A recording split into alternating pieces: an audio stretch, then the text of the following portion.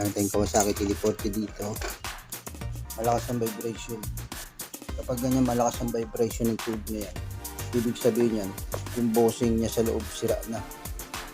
Alaman ng tubo na yan sa loob na bossing ay 6 na piraso. Papalitan natin ng bossing. Tinanggal ko na. Ito tinanggal ko na yung rod sa loob. Napapansin nyo, yung parting yan may itim. Ito tayo sa parting dito magpapalit. Ayun itakat ng bossing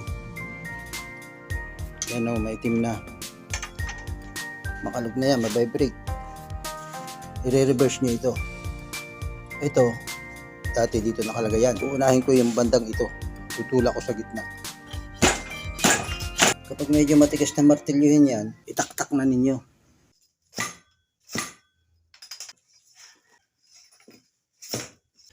Ayan na mga katabas, ang bossing. Lumabas ng bossing.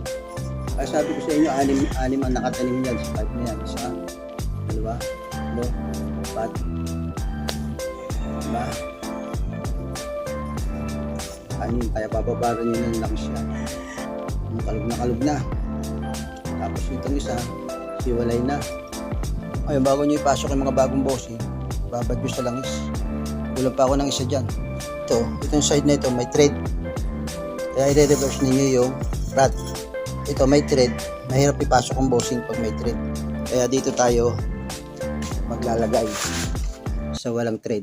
Itong rod na ito ang magsisilbing guide ng bossing para hindi ito mabingi. Ngayon papasok tayo. Itong rod, yan ang mag-guide papasok.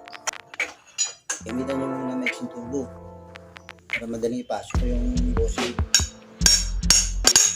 Yan.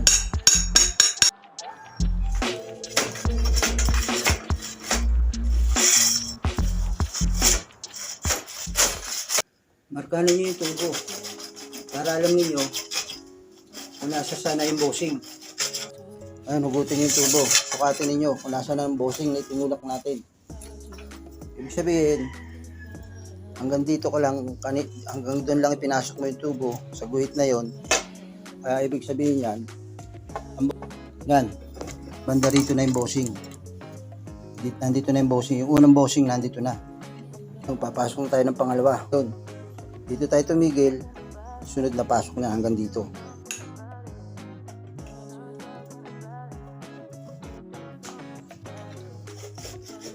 Ito na yung pangatlo. Ito na yung pang-4.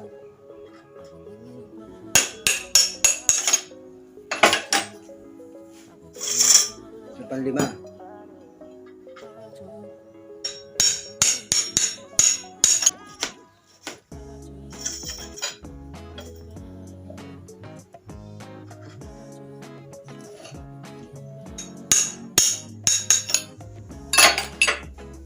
Na.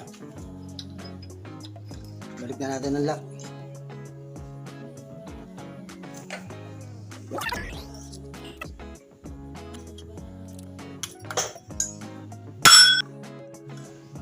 if you have any question or suggestion, just write down in the comment section. Thank you very much. Have a good day. From Katabas.